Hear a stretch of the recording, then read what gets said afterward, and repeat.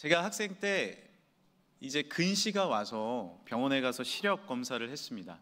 안경을 맞춰야 된다고 해서 안경원에 가서 안경을 맞추고 선생님이 안경을 딱 씌워주는데 깜짝 놀랐습니다.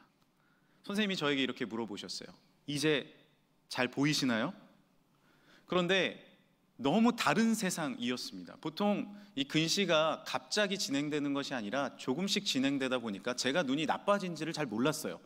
그런데 어느 날 칠판을 보는데 글씨가 잘 안 보여서 안경을 썼더니 제 피부가 별로 안 좋은 겁니다.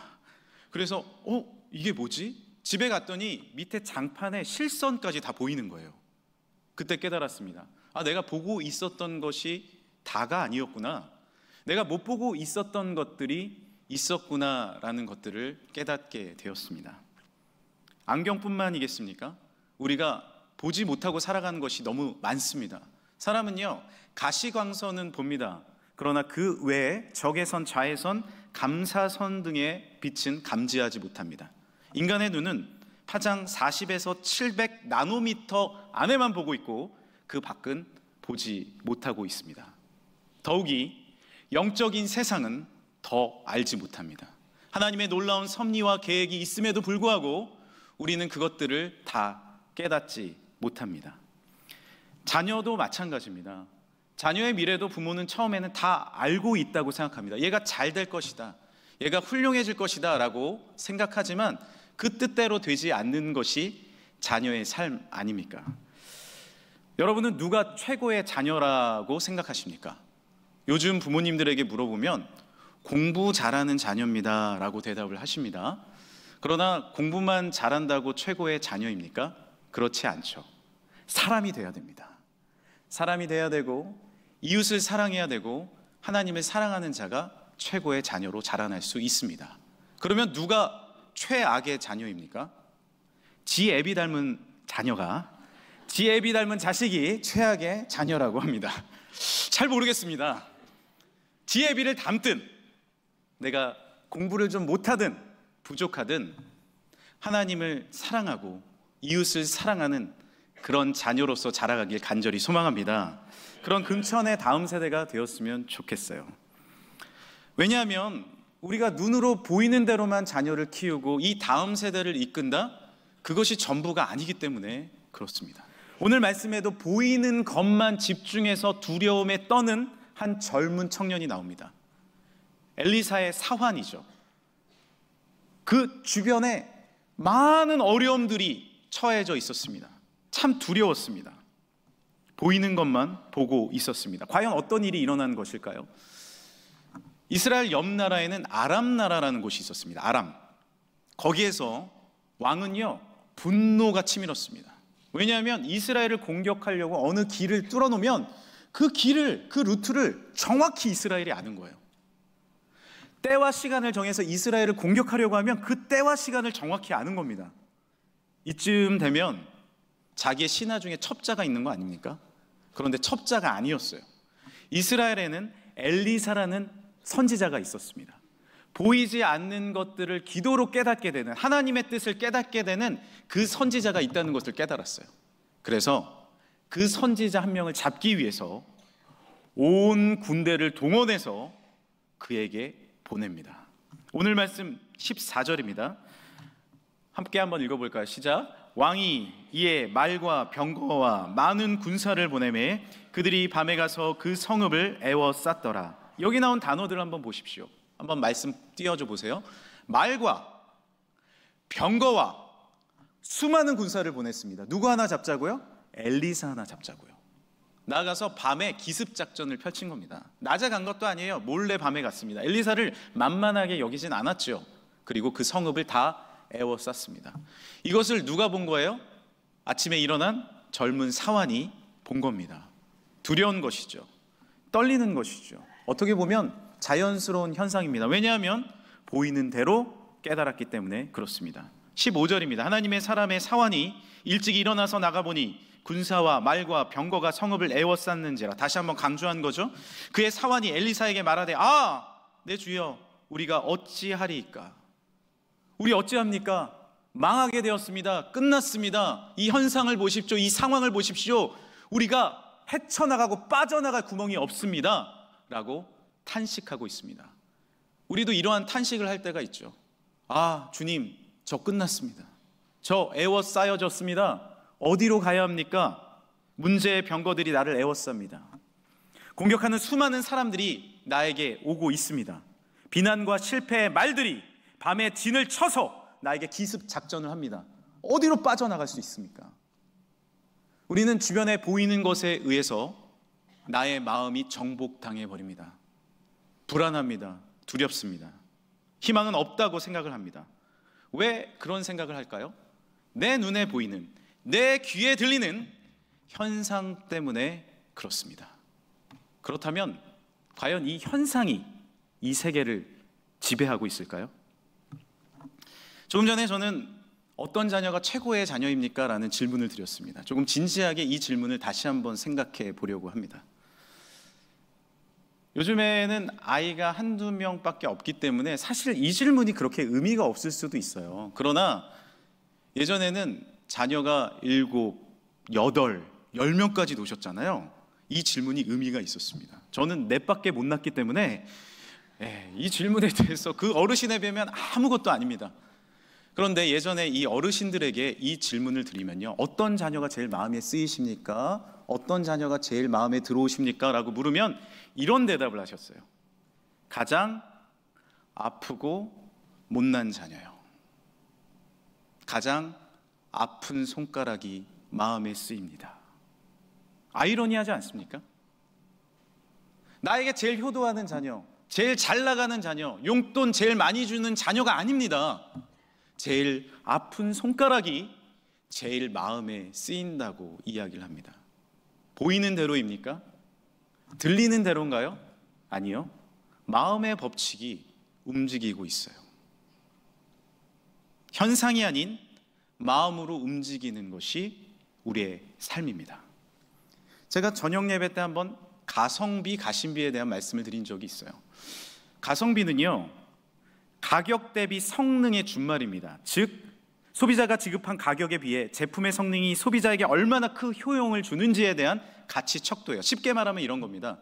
우리 청주에는 카페가 참 많잖아요. 어느 카페에 가봤는데 너무 경치가 좋아요. 그리고 가격도 싸요. 게다가 커피까지 맛있어요. 이거는 뭐예요? 가성비가 좋은 거예요. 그 카페를 우리는 찾아가게 되어 있습니다. 그런데 꼭 가성비 좋은 카페만 찾아갑니까? 아니에요. 어느 카페는 경치도 별로고 가격도 별로일 수 있어요. 그런데 주인이 너무 마음에 들어. 그리고 인테리어도 나에게 딱 맞아. 남은 아닐지 모르지만요, 내가 거기 들어가면 이 편안한 음악이 나에게 안위를 줍니다. 그것을 가심비라고 이야기합니다. 이곳이 어딘가요? 6층 갈릴리 카페입니다. 여러분, 가심비가 좋은, 아니 가성비도 좋은 우리 카페 많이 가시길 바랍니다. 이상해요. 맛도 좋고 모든 것이 내 마음에 들어야지 그곳을 가는 겁니다. 진짜 세상은 보이는 가성비로 움직이는 것이 아니라 보이지 않는 가심비로 운행되고 있습니다. 사랑의 힘이 보입니까? 아니요, 보이지 않습니다. 그러나 그 하나님의 사랑이 우리를 참된 기쁨의 삶으로 이끌어주지 않습니까? 복음의 힘이 보입니까? 아니요, 보이지 않습니다. 그러나 복음의 힘으로 오늘 우리는 서 있습니다. 할렐루야! 신뢰의 힘이 보입니까? 아니요, 보이지 않아요. 그러나 하나님을 향한 신뢰, 그리고 우리가 서로를 향한 신뢰가 우리를 이끌어주고 밀어주고 있지 않습니까? 보이지 않는 것의 힘입니다. 오늘 본문의 상황은 분명히 두려움의 상황이 맞습니다. 어려움의 상황 맞습니다. 그래서 사화는, 젊은 이 청년은 떨고 있는 것입니다. 그러나 평안을 누리는 사람이 있지 않습니까? 그냥 편안하게 잠을 자고 있는 한 사람이 있어요. 누구예요? 엘리사입니다. 엘리사예요. 엘리사가 사환의 호들갑에 일어납니다. 그리고 이렇게 이야기합니다. 16절입니다. 대답하되 두려워하지 말라. 우리와 함께한 자가 그들과 함께한 자보다 많으니라 하고. 엘리사는 사람의 군대만 본 게 아니에요. 믿음의 눈을 들어보니 하나님의 군대가 보입니다. 하나님의 신뢰가 보입니다. 하나님이 나와 함께 하심이 보입니다. 그러니까 거기에 절망하지 않은 거예요. 믿음의 사람, 기도의 사람에게는 하나님이 언제나 역사하십니다. 신약 성경에 보면 바울도요, 예수님을 핍박했어요. 예수님을 믿는 사람을 그렇게 잡았어요. 스데반을 돌로 쳤습니다. 눈에는 비난과 분노와 공격만이 가득했어요. 그런데 그가 예수님을 만나니 어떻게 됩니까? 눈에 비늘 같은 것이 벗겨졌어요. 비닐이 벗겨졌어요. 예전에 봤던 그 세상이 아닙니다. 예수님을 만나고 보니 사랑할 수 있는 거예요. 이해할 수 있는 거예요. 복음이 보입니다. 전할 수 있는 거예요. 주님의 진정한 뜻이 보입니다. 소망합니다. 이 아침에 우리의 세상의 비닐이 벗겨지고 하나님의 믿음의 가심비가 우리에게 허락될 줄 믿습니다. 하나님은 그런 능력을 우리에게 주시는 거예요. 저는 중학교 때 부모님이 할머니를 모시고 살았습니다. 이 중학교는 버릇이 별로 없잖아요, 중학생은. 그래서 할머니를 볼 때 작고 연약하시니까 제가 마음속에 무시함이 있었던 것 같아요. 너무 죄송하지만. 그런데 고등학생이 되고 보니 저에게도 비전에 대한, 꿈에 대한 고민이 생기고 삶의 어려움이 주어지기 시작했습니다. 그리고 한날은 몸도 좋지 않아서 할머니 방에 노크를 했어요. 할머니 들어가도 돼요? 들어오라는 거예요. 할머니, 저 할머니랑 자고 싶어요. 자라는 거야. 그래서 옆에서 할머니 옆에 잤습니다. 그리고 제 마음에 이런 생각이 들더라고요. 내가 할머니를 의지하고 있었구나. 그날 밤에 너무 생생한 꿈을 꿨습니다. 할머니와 함께 들판을 이렇게 걸어갔는데 할머니가 지팡이를 잡고 이렇게 가시는 거예요. 제가 보면서 할머니 참 연약하시다. 그런데 기도를 얼마나 열심히 하시는가. 그런 생각을 하던 중에 갑자기 옆을 보는데 할머니가 혼자가 아니에요. 유비, 관우, 장비가 할머니 보폭에 맞춰서 같이 척 걷고 있는 거예요. 제가 그때 삼국지를 많이 봤거든요. 그런데 그게 끝이 아니에요. 뒤를 보니 수천 명, 아니 수만 명의 하나님의 군대가 척 하며 기도의 사람 할머니의 뒤를 쫓아가고 있는 게 아니겠습니까? 너무 생생했습니다. 그리고 아침에 눈을 떠서 할머니에게 90도의 인사를 올려드렸습니다. 얼마나 저는 그 다음부터 기도 제목이 있으면 할머니에게 여쭙고, 제가 첫 딸을 놓기까지, 증손주를 볼 때까지 할머니를 너무 영적으로 존경하며 그렇게 살았습니다. 오늘 말씀에 기록되어 있지 않습니까? 기도의 사람에게 어떤 능력이 주어집니까?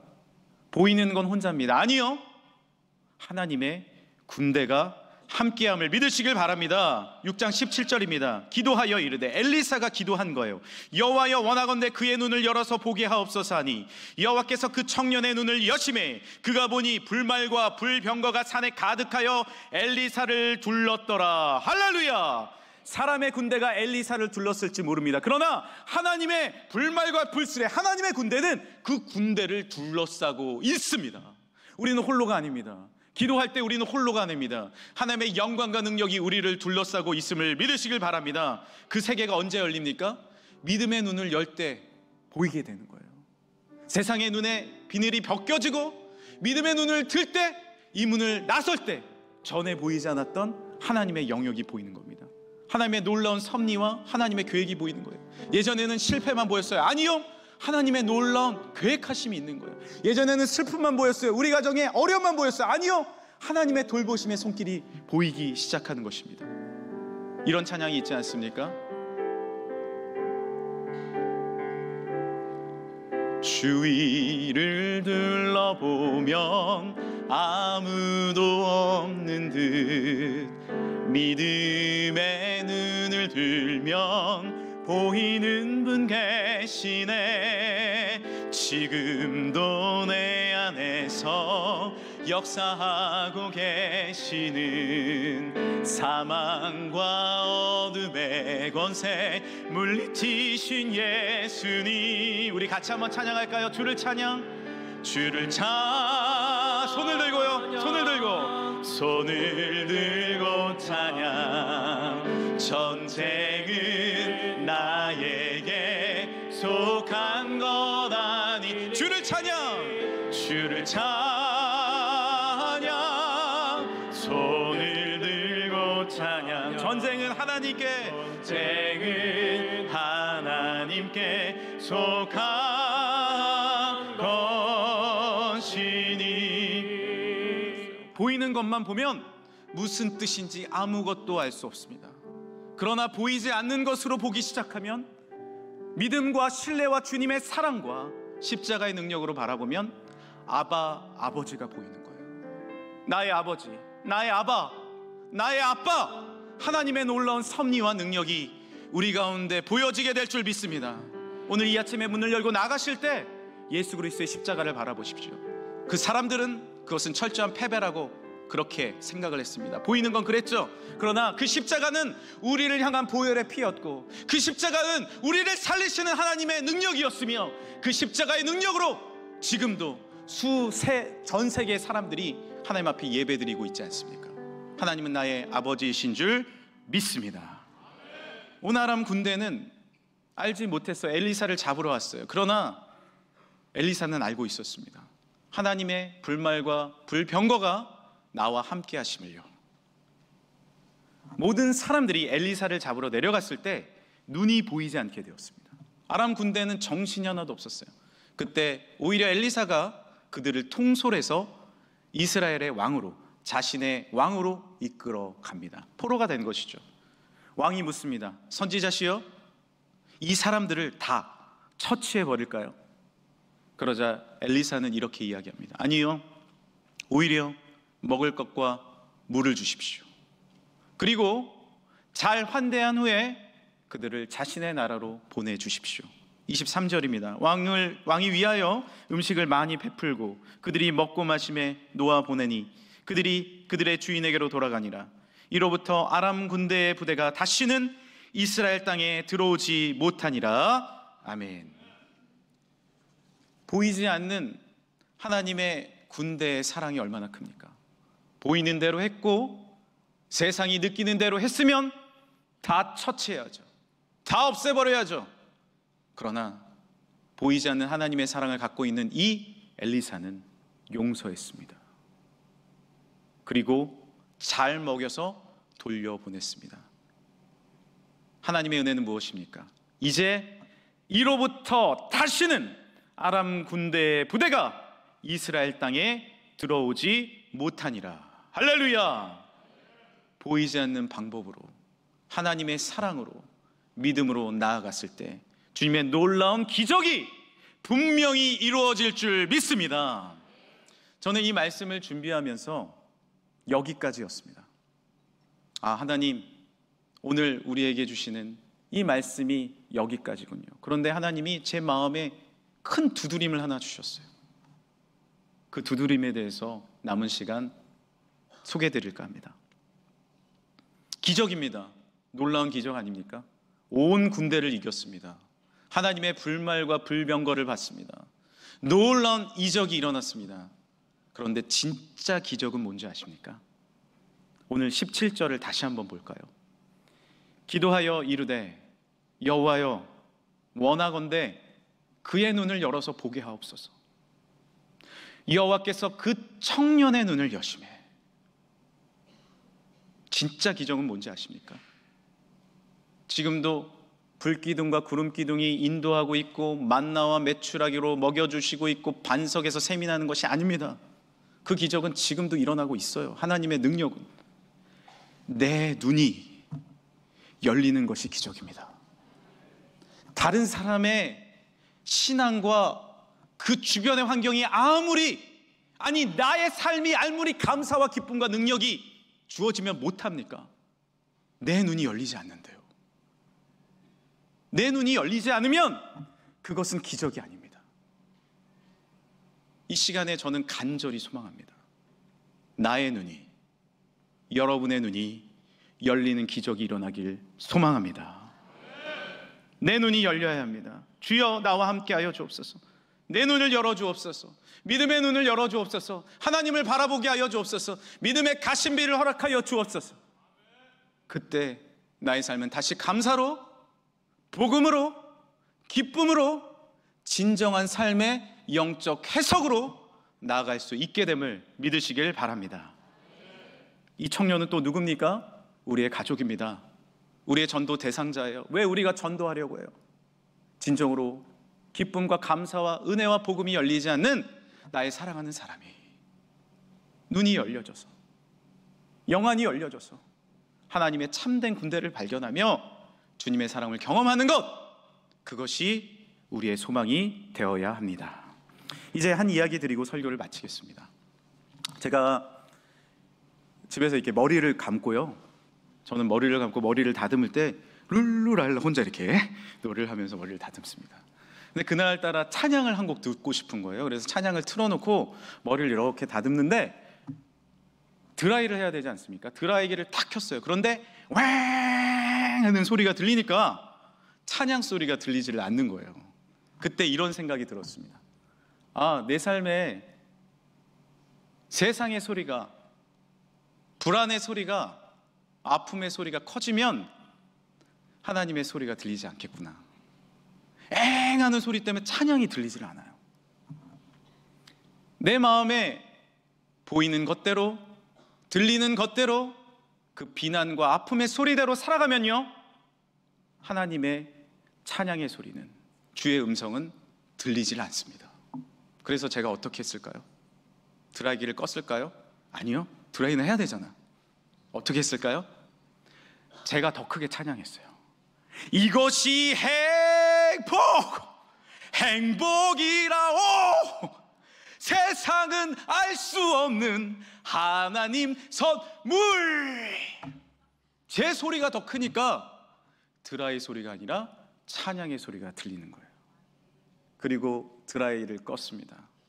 여전히 주의 아름다운 찬양의 소리는 울려 퍼지고 있었어요. 왜 주님의 소리가 들리지 않죠? 왜 사랑의 소리가 들리지 않아요? 왜 가족의 행복과 은혜가 주어지지 않습니까? 들리는 것에, 보이는 것대로 그렇게 살아가고만 있지 않습니까? 현상의 가성비가 아니라 신앙의 가심비에 영적인 눈을 여시길 바랍니다. 내 힘이 아닙니다.